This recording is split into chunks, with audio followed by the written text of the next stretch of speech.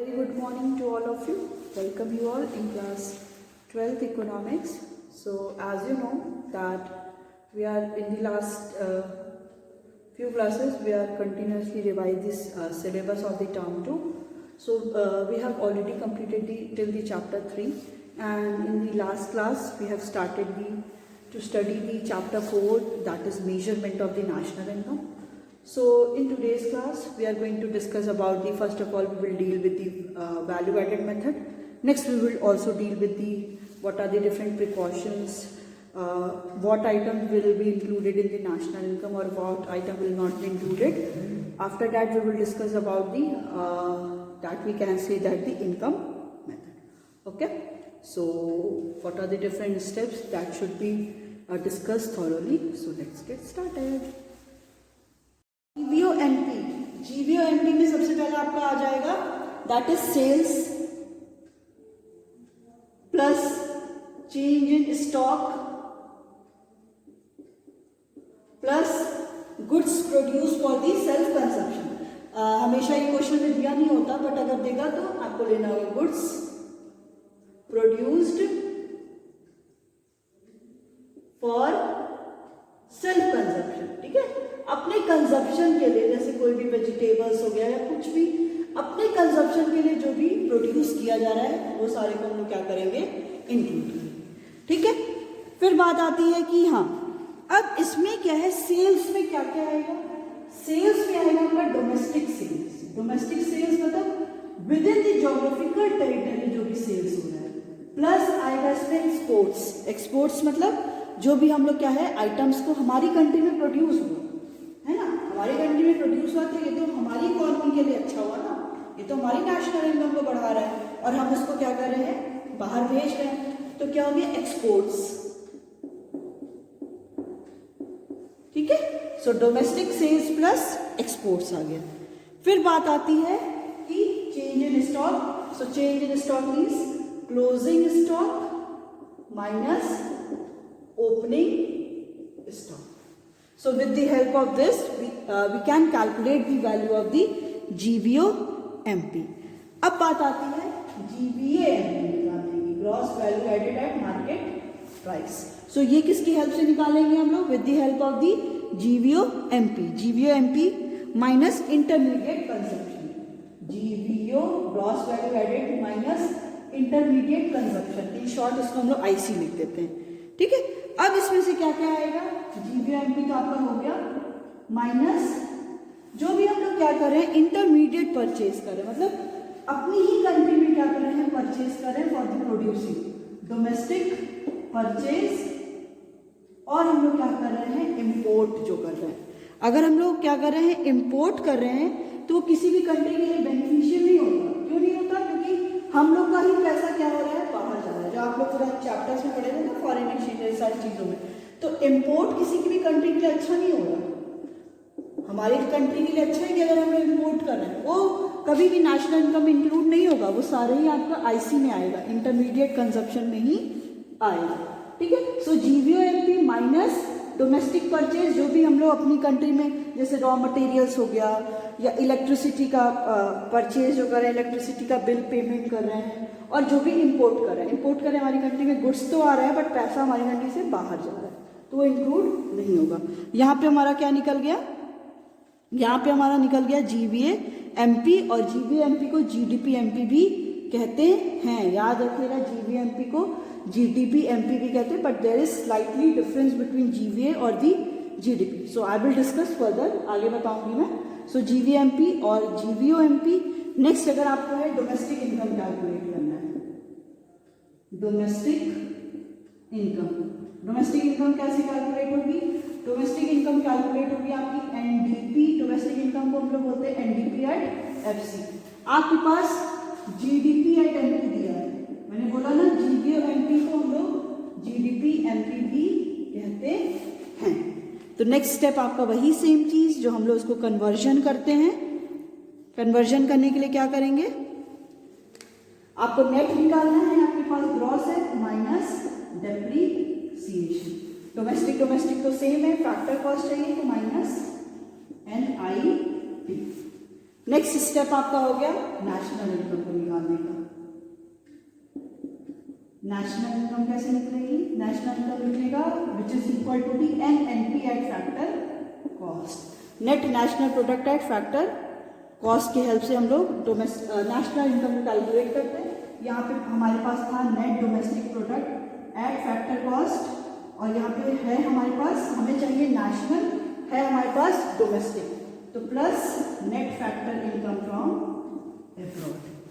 कभी कभी क्वेश्चन में आपके पास NFIA नहीं दिया होगा और आप उसकी जगह पे दे दिया होगा factor income received from abroad और factor income paid to abroad. तो हम लोग factor income received from abroad minus factor income paid to abroad करके NFIA निकालेंगे। कभी कभी क्वेश्चन में आपका only factor income received from abroad देगा, तो वही सेम चीज, और कभी कभी क्वेश्चन में आपका पेड टू अब्रॉड देगा। तो यहाँ पे सबसे ज्यादा समझने की जरूरत है कि रिसीव तो हमारा जीरो हो जाएगा क्योंकि दिया नहीं है कुछ, और पेड टू अब्रॉड के पहले आपका माइनस होता है तो -20, तो अगर ये ओपन होगा ब्रैकेट तो प्लस माइनस -20 हो जाएगा।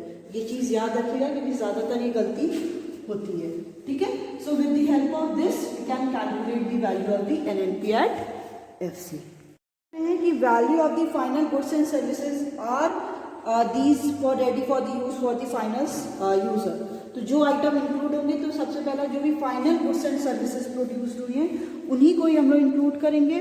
इम्प्यूटेड रेंट मतलब जो भी चार्ज रेंट है for the owner occupied house, ठीक है, जो भी ओनर का ऑक्युपाइड हाउस है, ओनर ने जो घर को ऑक्युपाई किया है, as house provide service to the owners and the generate national rental income. क्योंकि जो भी कोई भी रेंटल दे रहा है मतलब रेंट पे रह रहा है तो वो कह रहे हैं कहीं ना कहीं इनकम जनरेट करिए, उसको भी इंक्लूड करेंगे। So imputed value of the goods produce for the self consumption by the producer, ठीक है, जो भी फाइनल वैल्यू है प्रोड्यूस हो रहा है, प्रोड्यूसर प्रोड्यूस कर रहा है फॉर देयर सेल्फ कंजप्शन, उसको क्या करेंगे? इंक्लूड करेंगे। Value of the fix asset produce by the self consumption by the enterprises, कोई भी फिक्स असेट प्रोड्यूस कर रहा है कौन? कोई भी इंटरप्राइजेस हो गया, गवर्नमेंट हो गया, या कोई भी हाउस होल्ड हो गया, करंट ईयर के आउटपुट को मतलब उस ईयर के आउटपुट को उसको इंक्लूड करेंगे। और value of the free services which is provided by the produce by the general government and the private NPOs, ठीक है, जो भी वैल्यू है फ्री सर्विस प्रोवाइड कर रहा है कौन? गवर्नमेंट प्रोवाइड कर रही है, कोई भी नॉन प्रॉफिट ऑर्गेनाइजेशन है वो कर रही है, serving household as this contribute. Current year के आउटपुट में कुछ एक्स्ट्रा क्या कर रहा है? वो इकोनॉमी में मनी जनरेट हो रहा है तो उसको हम लोग इंक्लूड करेंगे। Items which are not included in the national income, तो सबसे पहला हो गया sale and the purchase of the second hand good. For example A ने B से क्या किया? A ने कोई गुड्स को परचेज किया तो उसकी मार्केट वैल्यू, तो जैसे फॉर एग्जाम्पल कोई कार परचेज किया फर्म A ने, या इंडिविजुअल A ने परचेज किया तो वो पे किया तो वो फाइनल गुड्स था, वो इंक्लूड हो गया। बट फिर फर्म A क्या करता है? फर्म B को वही सेम कार सोल्ड कर देता है तो वो प्राइस नहीं इंक्लूड होगा। क्यों? क्योंकि अगर वो इंक्लूड होगा तो डबल काउंटिंग की प्रॉब्लम हो जाएगी। इसीलिए सेल अगर हो रहा है या परचेज हो रहा है सेकेंड हैंड गुड्स को तो उसको इंक्लूड नहीं करते हैं। फिर है sale and purchase of the shares and the bonds, जो भी शेयर्स हो गया, बॉन्ड हो गया, तो ये फाइनेंशियल ट्रांजैक्शन कोई भी flow of goods and services नहीं करता है। बट अगर उस पर क्या है कि ब्रोकरेज है, कोई भी ब्रोकर्स उस पर एक्स्ट्रा कोई भी इंटरेस्ट ले रहा है तो वो हमेशा क्या होगा? नेशनल इनकम में इंक्लूड होगा। जैसे प्रोडक्शन हो गया, इलीगल एक्टिविटीज़ का, स्मगलिंग्स हो गया, ये किसी भी इकॉनमी के लिए अच्छा नहीं होता, तो कोई भी इनकम जनरेट हो रही है बाय द इलीगल एक्टिविटीज़ वो भी इंक्लूड नहीं होगा। इंटरमीडिएट गुड्स हो गए, जैसे मैंने बोला कि कोई भी रॉ मटेरियल परचेज करा, इलेक्ट्रिसिटी बिल, तो ये सारे भी इंक्लूड नहीं होंगे। फिर है services produce for the self consumption by the producer and the consumers, जैसे वो हाउसवाइफ है या किचन में गार्डनिंग कर रहा है, कोई भी वेजिटेबल्स का प्रोडक्शन हो रहा है, इसलिए नहीं होता बिकॉज उनकी मार्केट वैल्यू को एसेस करना इज क्वाइट इम्पॉसिबल कि उनकी मार्केट वैल्यू कितनी होगी। तो ये सारे आइटम्स क्या होते हैं? वो नेशनल इनकम को प्लस करते टाइम, नेशनल इनकम को कैलकुलेट करते टाइम वो कभी भी इंक्लूड नहीं होता। Services are installed, so in return all the producer have to pay the factor payment, उन्हें क्या करना है? फैक्टर पेमेंट देना है, ठीक है। सो उन फैक्टर पेमेंट को उनसे क्या होगी? उनकी इनकम जनरेट होगी। सो इकोनॉमी में इनकम कैसे जनरेट हो रही है उसको हम लोग पढ़ते हैं इनकम मेथड में, ठीक है। So calculation of the national income by the income method. So सबसे पहला स्टेप्स है steps of the estimating the national income, कि स्टेप क्या है नेशनल इनकम को एस्टिमेट करने का। सो सबसे पहला है identification of the producing enterprise, ठीक है। सबसे पहले हमको ये आइडेंटिफाई करना है कि कौन सा प्रोडक्शन इंटरप्राइजेस कमोडिटी को प्रोड्यूस कर रहा है। तो उसमें सबसे पहला है कि producer employ factors of production like land, labour, capital and entrepreneur. So the industrial categories of the producers are the primary sector and the secondary and the tertiary, ठीक है।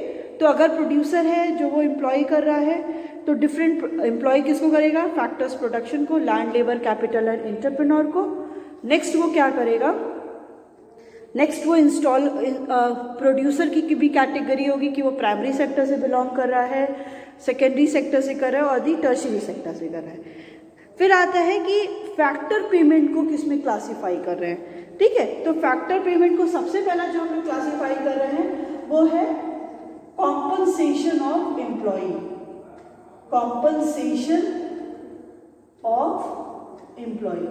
कॉम्पनसेशन ऑफ एम्प्लॉय का मतलब है कि अगर कोई भी employ work कर रहा है तो उसको कैसे कॉम्पनसेट किया जा रहा है, ठीक है। अगर कोई काम कर रहा है तो उसको कैसे कॉम्पनसेट किया जा रहा है। तो कह रहा है कि compensation of employ is the total amount of remuneration, जो भी उसको सैलरी या जो भी फंड मिल रहा है इन कैश, वो कैश के भी फॉर्म में होगा, इन काइंड जो वो अदर एक्स्ट्रा सर्विसेज दे रहा है, और in the form of social security contribution, जो भी एक्स्ट्रा सोशल सिक्योरिटी कंट्रीब्यूशन हो गया कि रिटायरमेंट के टाइम कुछ भी फंड मिले, या उसके मेडिकल सर्विस जो प्रोवाइड किए, या उसके जो भी एम्प्लॉयज़ हैं उनके जो भी एम्प्लॉयज़ हैं या स्टाफ हैं उनके चिल्ड्रन को एजुकेशन की फैसिलिटी हो गई, हाउसिंग की फैसिलिटी हो गई, जो भी एक्स्ट्रा प्रोवाइड किया जा रहा है, ठीक है। An employee receive from his employer in exchange of the factor services provided during an accounting year, ठीक है। ये सारा चीज़ें एम्प्लॉयर एम्प्लॉय को प्रोवाइड करता है किस टाइम, जब वो उसके यहाँ काम करता है किसी भी अकाउंटिंग पीरियड में। सो COE is the reward for the rendering productive services by worker, it includes, ठीक है। अब COE कॉम्पनसेशन ऑफ एम्प्लॉय को शॉर्ट में बोलते हैं COE। अब इसमें क्या क्या आता है, COE is equal to wages in cash plus wages in kind plus social security contribution, ठीक है। COE में आपका क्या क्या आ गया, wages in cash, wages in kind और सोशल सिक्योरिटी कंट्रीब्यूशन। अब बात आती है wages in cash. So these are the monetary benefit, ये सारी मॉनेटरी बेनिफिट होती है, और जब पेमेंट होता है किसको मिलता है, किसी भी कोई भी इंडिविजुअल वर्क कर रहा है, जैसे उसको बेसिक पे उसकी जो भी इनकम है, या उसको डियरनेस अलाउंसेस जिसको DA बोलते हैं, मतलब कोई भी अगर इन्फ्लेशन आ रहा है, जो महंगाई हो रही है, उस पर जो भी उसको एक्स्ट्रा अलाउंसेस मिलता है वो हो गया। फिर बोनस कुछ एक्स्ट्रा मिल रहा है, कमीशंस हो गए, हाउस रेंट अलाउंसेस, जो भी एक्स्ट्रा इसको अलाउंसेस मिल रहे हैं उसको बोलते हैं वेजेस इन कैश। नेक्स्ट आता है वेजेस इन काइंड। काइंड में इसको क्या मिलता है, so these are the non monetary benefit. ये सारे नॉन मॉनेटरी बेनिफिट होते हैं, जैसे रेंट फ्री एकोमोडेशन, रेंट उसको घर प्रोवाइड किया गया, वहाँ पे कोई भी रेंट नहीं देना है, या कन्वीनियंस के लिए, मेडिकल फैसिलिटीज़ के लिए, व्हीकल्स दी जाती है इसको पर्सनल यूज़ के लिए। तो ये सारी क्या है, नॉन मॉनेटरी बेनिफिट है, मतलब फंड के मनी के टर्म्स में उसको नहीं मिलेगा, ठीक है। So these are the simply facilities which is given to the workers, जो वर्कर्स को मिलते हैं, which are not necessary for the workers, ठीक है, not an obligation for the employer. ये ऐसा नहीं है कि एकदम किसी भी एम्प्लॉयर के लिए वो एकदम ऑब्लिगेशन है, या वो एकदम उसके लिए कंपल्शन है कि वो उसको देना ही पड़ेगा, ठीक है, ऐसा कुछ भी नहीं। तो वेजेस इन काइंड में ये आते हैं। फिर आता है आपका employers contribution to social security benefits. इसमें देखिए अब आपको क्वेश्चन में आएगा कभी एम्प्लॉयर्स कंट्रीब्यूशन और एम्प्लॉयज़ कंट्रीब्यूशन। तो एम्प्लॉयर्स का जो भी कंट्रीब्यूशन है, employers contribution that will included, ठीक है। तो एम्प्लॉयर्स कंट्रीब्यूशन जो वो सोशल सिक्योरिटी बेनिफिट्स में दे रहा है, जैसे उसमें क्या क्या हो सकता है इसका, रिटायरमेंट पे पेंशन हो गया, ग्रेच्युटी हो गया, प्रोविडेंट फंड हो गया, ये सारी चीज़ें उसकी किस में आती हैं, सोशल सिक्योरिटी कंट्रीब्यूशन। ठीक है, उसका सोशल सोसाइटी से रिलेटेड उसको कैसी सिक्योरिटी प्रोवाइड की जा रही है।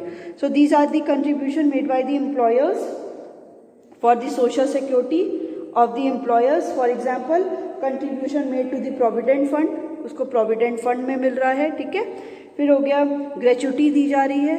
ग्रेच्युटी भी एक ऐसी रिटायरमेंट की तरह ही होता है कि बट एक फिक्स टाइम पीरियड तक अगर वो वर्किंग रहेगा उसी सेम प्लेस पे, उसी केस पे उसको वहाँ पे मिलेगा। फिर क्या है, रिटायरमेंट के टाइम उसको पेंशन मिल रही है।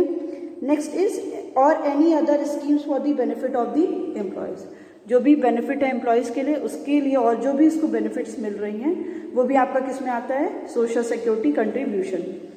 ये हो गया सबसे पहला कॉम्पनसेशन ऑफ एम्प्लॉय। सेकेंड होता है ऑपरेटिंग सरप्लस। ऑपरेटिंग सरप्लस, ठीक है। सो ऑपरेटिंग सरप्लस कह रहा है कि operating surplus is the income from the property. Operating surplus क्या होती है, वो इनकम होती है, कहाँ से मिलती है, किसी भी प्रॉपर्टी से मिलती है।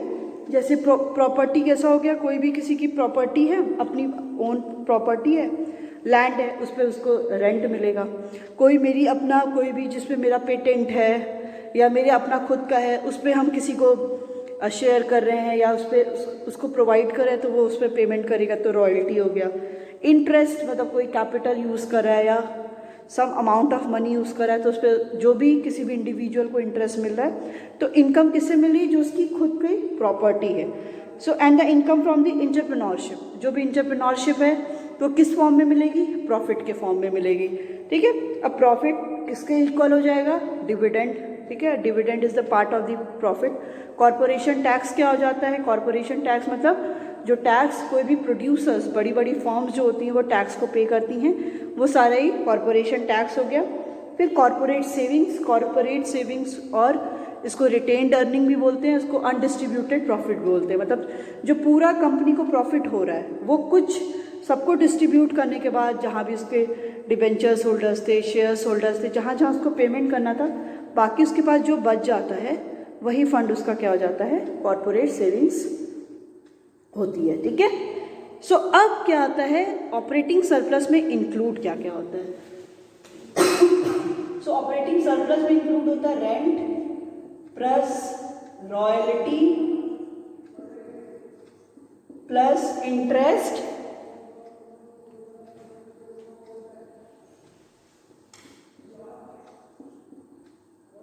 Plus profit. ठीक है, तो ऑपरेटिंग सरप्लस में इनकम फ्रॉम द प्रॉपर्टी और income from the entrepreneurship include होता है। तो इनकम फ्रॉम प्रॉपर्टी आपका क्या हो गया, ये सारा हो गया, और प्रॉफिट क्या हो गया, इनकम फ्रॉम द एंटरप्रेन्योरशिप। ये income from the property from their own assets, उसके जो भी असेट्स थे अपनी ओन प्रॉपर्टी पे, और इनकम जो एंटरप्रेन्योरशिप की हो रही। अब क्या होता है कि रेंट रॉयल्टी इंटरेस्ट पर प्लस प्रॉफिट हो गया। अब बात आती है कि प्रॉफिट के भी कुछ सब पार्ट्स होते हैं। सो प्रॉफिट इंक्लूड्स, प्रॉफिट में क्या क्या इंक्लूड होता है, प्रॉफिट इंक्लूड्स, इसके ब्रैकेट में लिख सकते हैं dividend, dividend plus corporation tax और the corporate tax,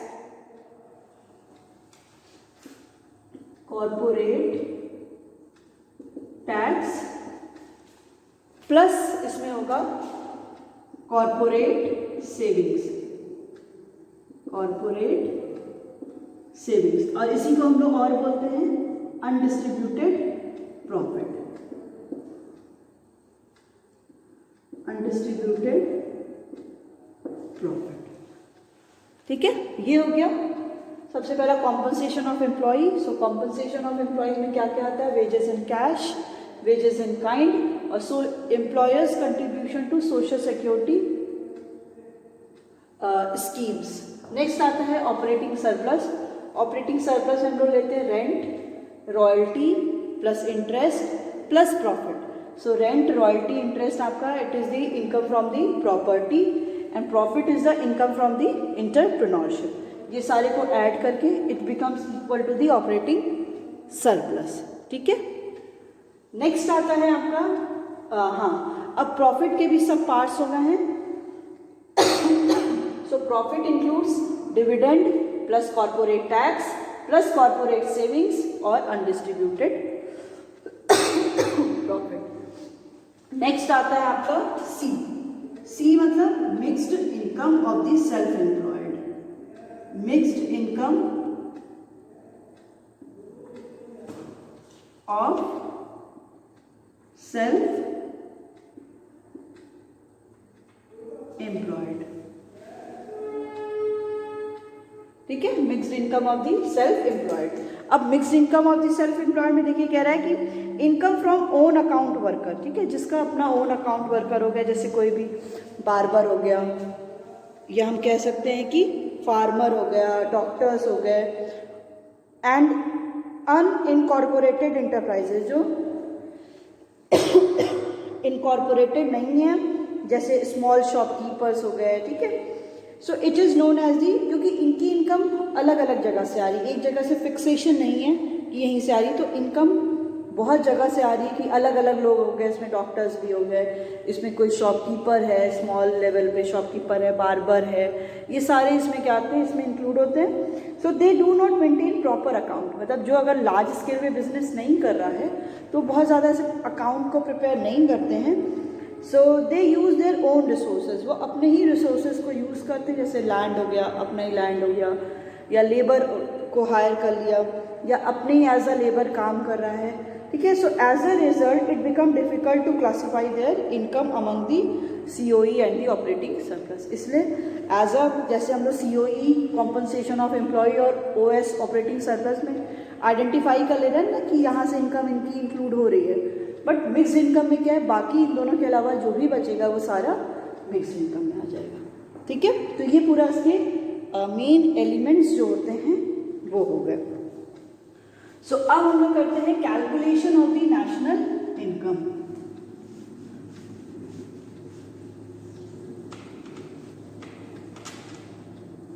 calculation of national income.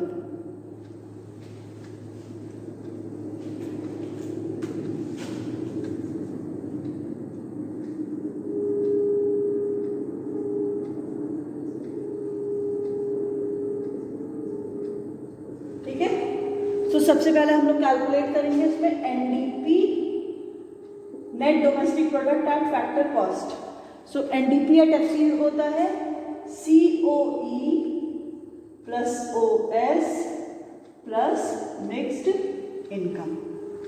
ठीक है, फिर से समझ लीजिए, जब अभी हम लोग ने जो भी सारे इसके सब आइटम्स पढ़े थे, किसमें, COE, ऑपरेटिंग सरप्लस और मिक्स्ड इनकम, इन तीनों को अगर हम लोग एडिशन कर देते हैं, इन तीनों को अगर हम लोग ऐड कर देते हैं तो हम लोग क्या कैलकुलेट कर लेते हैं, net domestic product at factor cost. And NDP is also known as the domestic income. इसको ही और क्या भी बोला जाता है, इसको डोमेस्टिक इनकम भी बोला जाता है। फिर आता है आपका NNP at factor cost, net national product at factor cost, जो आपका क्या होगा, NDP एट FC, और यहाँ पे नेशनल है और यहाँ पे डोमेस्टिक है। हमें कैलकुलेट करना है national, so we will add the NFIA, net factor income from abroad. ये करने के बाद हमारा जो आंसर है वो आ जाएगा।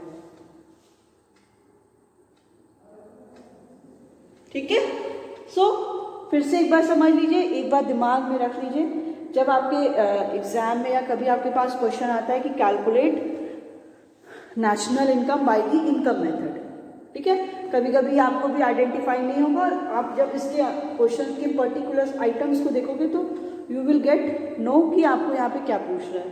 ठीक है, तो उस केस में आपको करना ये है कि सबसे पहले आप क्वेश्चन में देखोगे कि क्या क्या आइटम्स दिए हुए हैं। तो आपके आइटम्स होंगे compensation of employee plus operating surplus plus mixed income. इन तीनों को ऐड करके हम लोग क्या निकाल लेंगे यहाँ पे, NDP at NDP at FC, net domestic product at factor cost, और फिर जब हमारा NDP एट FC आ जाएगा, बाकी इसके बाद हम लोग नेट डोमेस्टिक प्रोडक्ट में हम लोग NFIA प्लस कर देंगे. So we get the value of the NNP at factor cost और द नेशनल इनकम. फिर हमें नेशनल इनकम की वैल्यू मिल जाएगी.